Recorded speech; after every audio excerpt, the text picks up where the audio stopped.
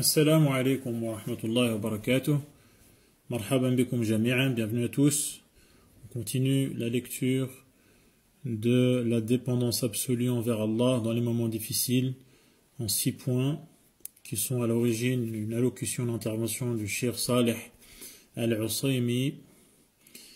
Alhamdulillah, la louange revient de droit à Allah. Wassalatu wassalamu ala rasulillah, qu'Allah couvre d'éloges son messager et le salut.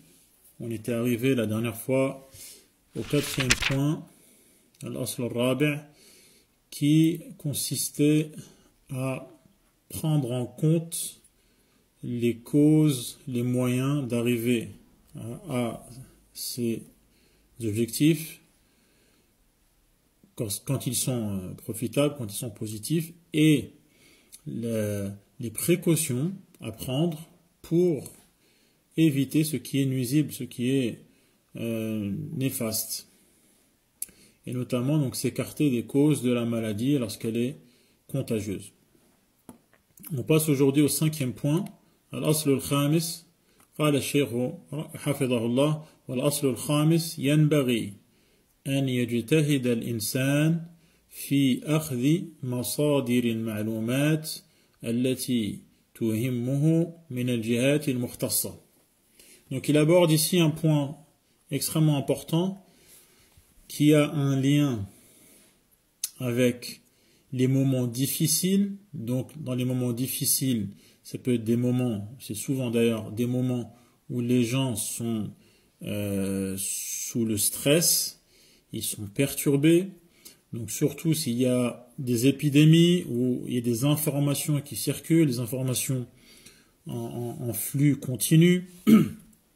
Et ces informations ont une influence sur la psychologie des individus et également sur la psychologie de masse, la psychologie sociale. Et donc il était extrêmement judicieux de la part du cheikh d'aborder ce point, à savoir dans les moments difficiles, notamment les moments de crise, comment gérer l'information.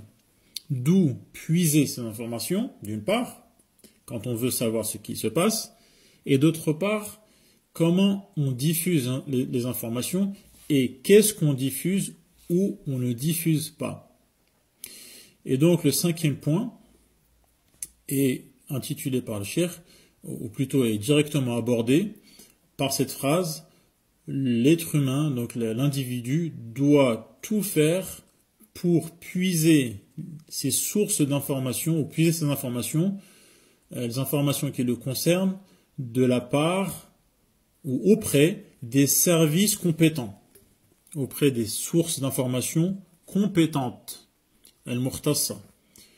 Donc pourquoi elles sont compétentes? Parce que ce sont les spécialistes, ceux qui sont habilités à fournir des informations.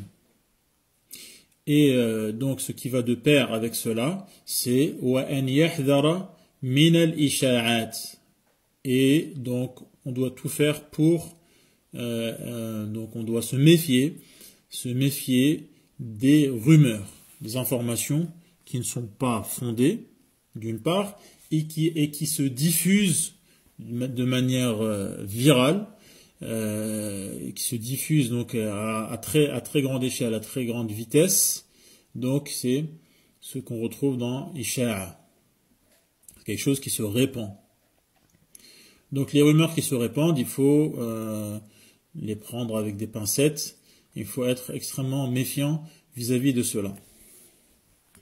Alors avant d'aller plus loin, il y a une question qui se pose, c'est que quel est le lien entre le sentiment de dépendance vis-à-vis d'Allah subhanahu wa ta'ala, l'état de besoin vis-à-vis d'Allah subhanahu wa ta'ala, notamment dans les moments difficiles, dans les moments de crise, et l'information et la manière de la gérer.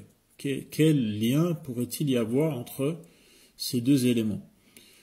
Alors, ce qu'on pourrait dire, c'est que le sentiment de dépendance envers Allah nous amène à n'agir que de la manière qu'il a voulu pour nous. Et donc, de reconnaître qu'on a besoin d'Allah subhanahu wa ta'ala également dans la manière de gérer les informations et que même dans les moments difficiles et dans les troubles que l'être humain traverse, il ne fait pas n'importe quoi. Il reste conscient qu'il est esclave d'Allah et qu'il a besoin d'Allah même dans les directives à suivre concernant la manière de puiser son information d'une part et la manière de répandre et de diffuser l'information d'autre part.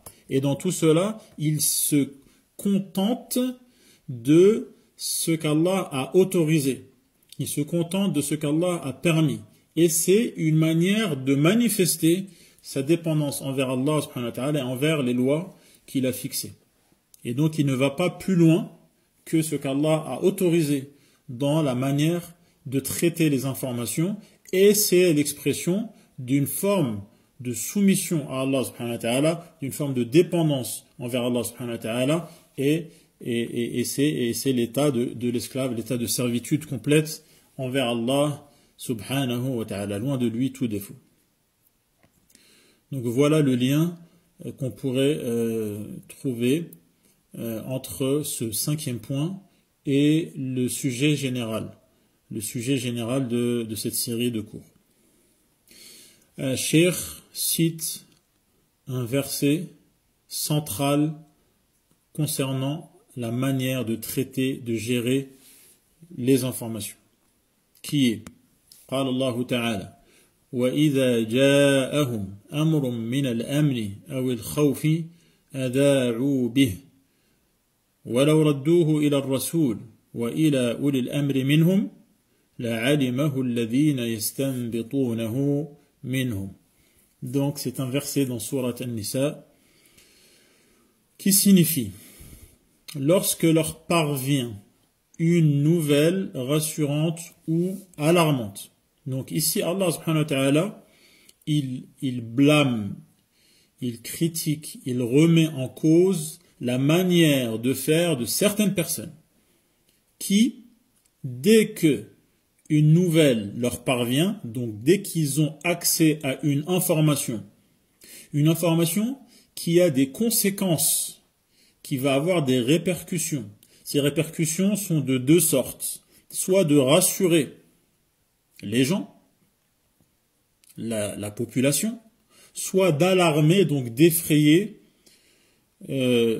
donc de faire paniquer la population, la société. Donc là on voit que l'information, elle a un effet, ce n'est pas juste quelque chose qu'on transmet.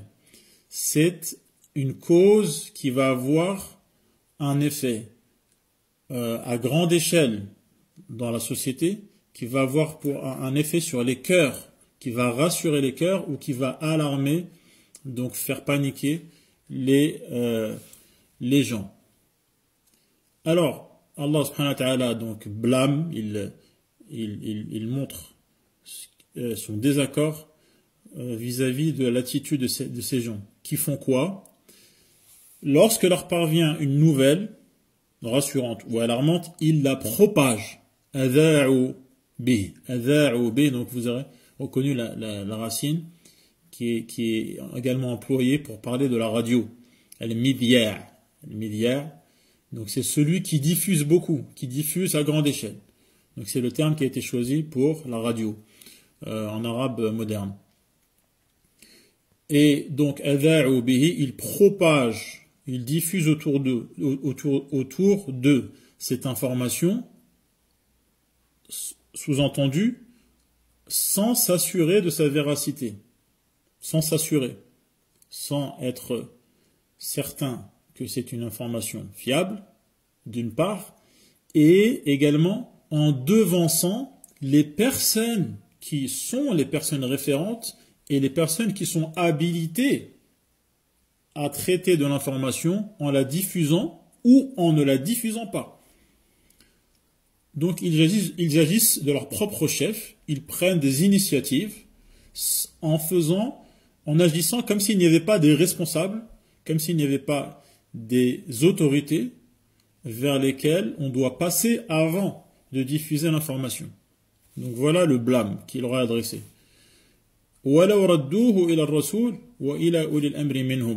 Donc, et si il l'avait rapporté, ou si il l'a rapporté, cette information, au messager, au prophète sallallahu alayhi wa sallam, bien sûr de son vivant, et aux détenteurs du commandement parmi eux, c'est-à-dire aux autorités, ceux qui ont donc le pouvoir, un pouvoir politique, ceux qui sont les chefs, ceux qui commandent. Donc Allah leur dit ici ce qu'ils auraient dû faire. Ils auraient dû d'abord rapporter l'information au prophète sallallahu alayhi wa sallam, de son vivant bien sûr, et également à ceux qui sont au pouvoir. Ulil amri minhum, ceux qui sont habilités à donner des ordres, à commander parmi eux. Alors, s'ils avaient fait cela, s'ils étaient d'abord passés par les autorités, ceux d'entre eux qui savent en découvrir la réalité, qui savent extirper cette information de ses sources, qui savent extraire l'information à partir donc des éléments qui permettent de dire si elle est vraie ou pas, eh bien ces gens-là auraient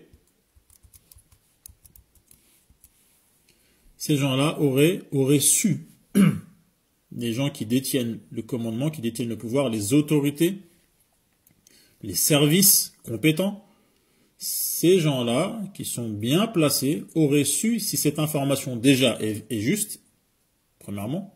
Deuxièmement, si cette information mérite d'être diffusée, vu l'effet que cette information va avoir sur la population.